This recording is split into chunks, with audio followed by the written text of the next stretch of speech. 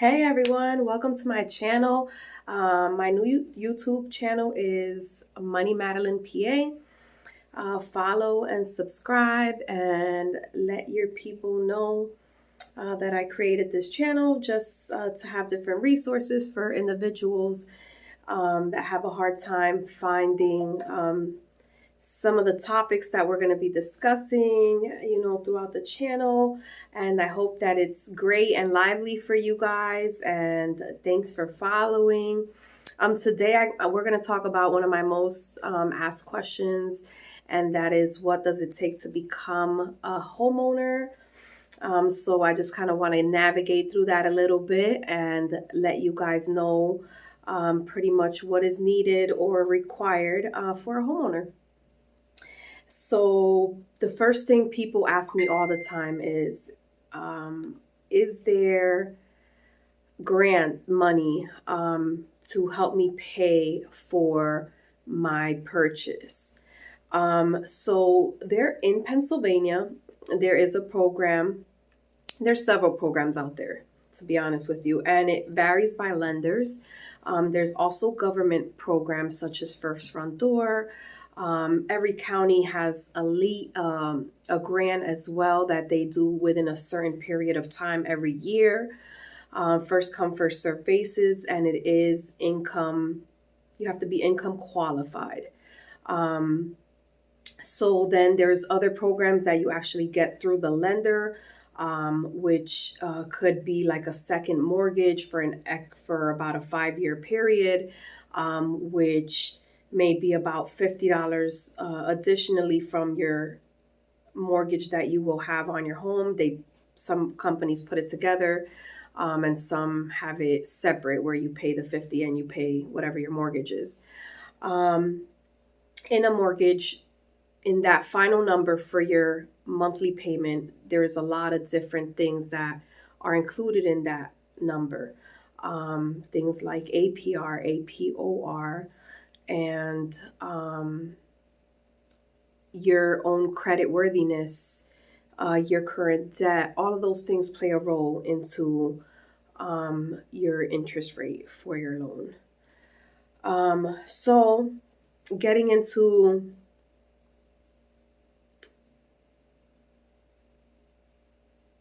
the first time homeowners program. There is several ways for you to get some of the finances that you need in order to purchase a home in Pennsylvania. The only problem with that is there is certain homes in certain areas in Pennsylvania, so that depends where you are buying, that there will be a multiple offer situation, and that will identify offers that are much more higher than the one that you will be submitting with your realtor, and that offer may take precedence over yours. If the homeowner is going to make more money, or they're gonna have to wait less time to get paid, or they're gonna have less inspections to have to wait, and allow the deal to be contingent on, meaning that when the deal is contingent on anything, we put in as realtors a specific date after the inspections, and that date is when we go forward with the deal. So we're kind of holding them up, the sellers, until we finish all the inspections and then say, okay, we're going to purchase the home, or we're going to renegotiate because this came out on the inspections and I feel I'm paying too much for the home. And that is what your realtor is there to do for you, to work for you, to navigate through this process for you and with you and by your side. And that is what I do. So is there ways to get help with assistance to get help with closing cost money, which are about 6 to 7% of the cost of the home that you are purchasing. So if you're purchasing a $100,000 house, you are paying $7,000 in closing costs, and so on and so forth. And Again, that varies by the home you're buying, the size, the square footage, because in those numbers are going to be what? Your homeowner's insurance, are going to be your lender's fees, your realtor fees, your 3% if you're an FHA buyer. A conventional buyer, I apologize.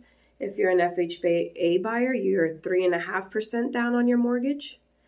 And if you're doing anything over that, you got to have that money as well. For you to save on PMI or MIP, which are insurances that the lender uses to secure the home and the deal they made with you. So it's really an insurance to protect them. So you pay that if you're not putting 20% down on a home, no matter what type of lending you use, unless it's cash money. So inside your mortgage, what comes in that number? Your property taxes annually are also in that mortgage payment. So during your closing costs, you pay a year of your taxes up front. So that's another percentage out of so it's lender fees, realtor fees, insurance, inspections, any inspections that you get, your 3 or 3.5 down or more on your mortgage, and your taxes for the year. You're going to pay those up front for a year, and then after that year, you are going to have those payments rolled into your mortgage. Okay. Evidently, for the lender, that's separate, but everything you borrow from the lender, you're paying interest on for 30 years or 20 years. It's definitely in your best bet to have a lender that has no prepayment penalty, so that when you do pay off on your mortgage, that you have the ability to pay extra money each month that will go strictly to the principal of what you owe, to try to bring that number down sooner. All right, so I've been in real estate about 7 years now. It's been a great learning curve for me. I have learned so many different things, and I'm super excited to share them all with you. And what a better way to do it than, just do it on YouTube and find people who are naturally interested in this type of content. All right, so getting started, setting your budget. So yes, you should have money in the bank. Absolutely should have money in the bank. People ask me, like, how much do I need?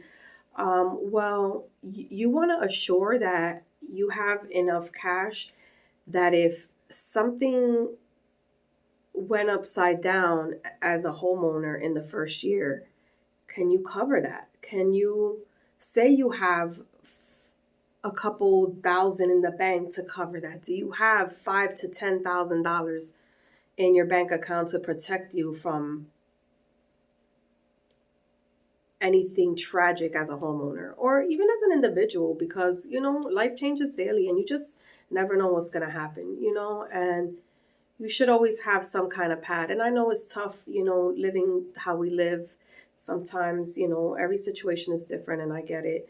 But desiring to become a homeowner, having some money in the bank is a must. It is absolutely a must. So set a budget. That's super important. I get a lot of questions about credit and how to handle or maneuver through that. And I will do a separate video just teaching you guys about a couple things that you could do to help your credit. I am not a credit guru of any sort, and I'm just putting that out there. But I will let you know what I know and how I have helped individuals in conversation.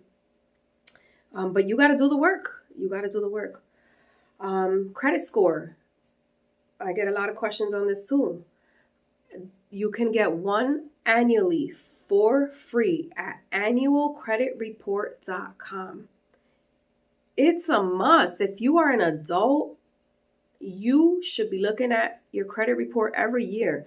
You should be reviewing it. You should see what's on there, what's old, what's new, what you may dispute on there that isn't even existence to you or isn't beneficial to you or is non-existent. You don't recall you having that debt. You can now dispute. Like I said, we'll get into that another day.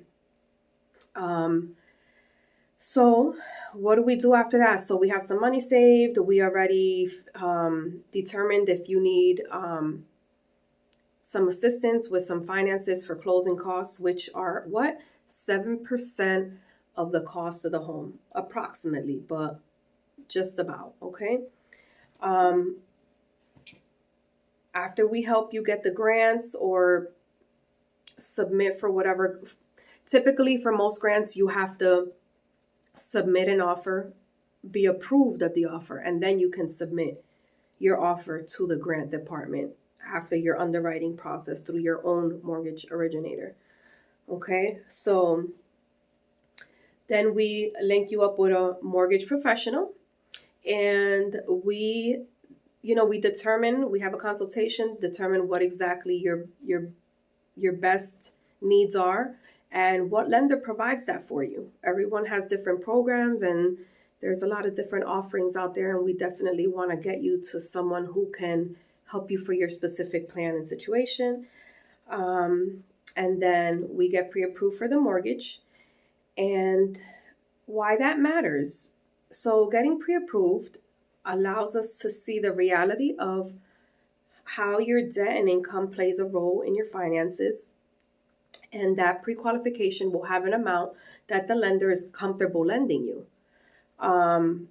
Now, you could do well in your income and your finances and handling your debt, along with how much you get paid monthly, and have a wonderful credit score behind it.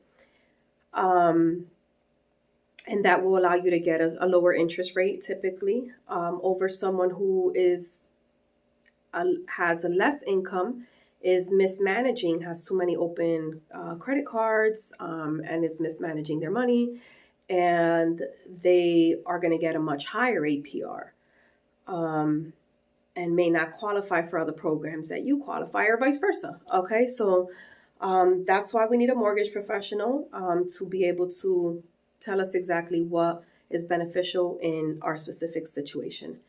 After you have your pre-approval, then we got to figure out if you were to get a home at the highest point of your pre-approval, is it affordable to you? Do you feel comfortable with that monthly payment?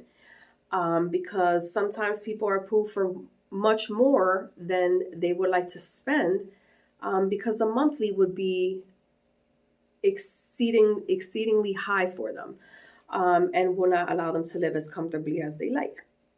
So that's another thing. Just because you get pre-approved for $300,000 doesn't mean you want to spend $300,000 or $400 or $500 or whatever it is. So once we're there and we have your pre-approval, what happens? Then you get connected with a realtor. Your realtor should be assisting you in looking for homes on a day-to-day basis. We already know your price range. We know what you like. We've put all that together, and now we're seeking for a home. So I'm going to go out, I'm going to book the appointments, I'm going to take you out to see the homes. I'm going to answer any questions that you may have about the home. I am going to provide you with a seller's disclosure for the sale of that home if you are very interested in that home. And that seller's disclosure is going to give you all the facts. It's a 12-page document that has all the facts according to the seller that is currently selling it, according to their knowledge. So we will review the seller's disclosure, see what kind of, heating system, when anything was updated, cooling, is there central AC, what year was the home built, has there has there ever been termites? Have you changed any windows, made any updates, and so on and so forth. And once you love the home, I will write up an offer for you, and we will submit the offer to the seller's agent, who will then review the offer with the seller and either rebuttal or sign our offer and agree to sell my client the home. That's pretty much like the beginning process of becoming a homeowner. Just ensuring that you are in the neighborhoods you desire, ensuring that you have the home that you would like, ensuring that you're in the school districts you prefer, and just really entailing it to you and your needs. That is my job as a realtor. Home inspections, if they are identified on an agreement of sale and we submit with home inspections, typically we give a period of time where we are going through the inspections. We receive the reports, we review the reports, and we see how much it costs to fix these items. And then we either negotiate, terminate, or have them fix some of the items that are on the inspection reports. What else? So it's really all about negotiation. My job is to help you find your dream home, whatever that may be. It may be your investment home. That may be your dream. You may be an investor. I'm here for that too.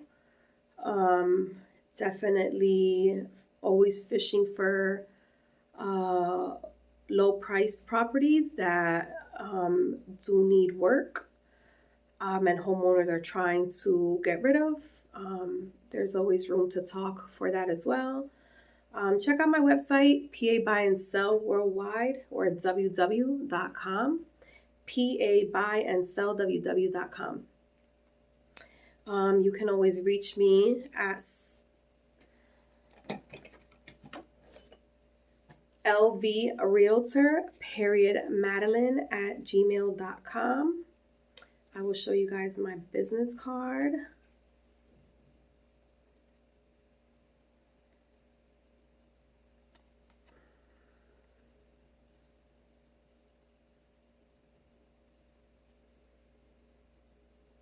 Face card.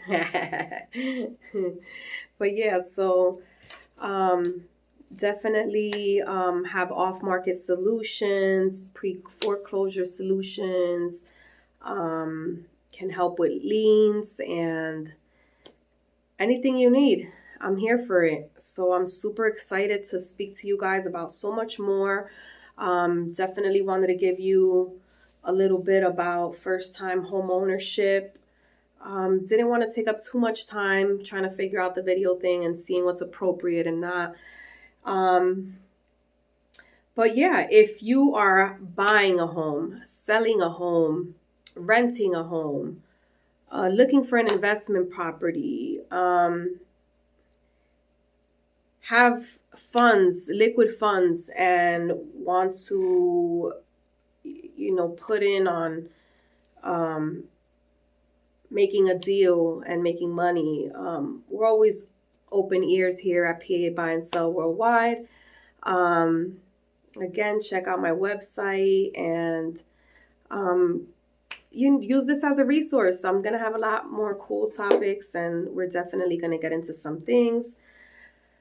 Always remember when purchasing a home, at the time where your lender already gave you a loan estimate and you have already submitted an offer on a home and you are pending the sale, you are not allowed to make big credit card purchases If your car stopped working, you can't go to the dealer and purchase a new one in those 6 weeks. You cannot make any big financial decisions in the 6-week period that you are purchasing your home. You should not allow any big emotional decisions to be made or financial decisions. Just always plan for, maintenance and utilities. That's also a cost as well. And thank you for working with me. I look forward to working with you all in the future. I'm excited to bring new clientele base to my channel and to my page and to my business. Again, Madeline, Money Madeline PA, Madeline Rodriguez. Deuces.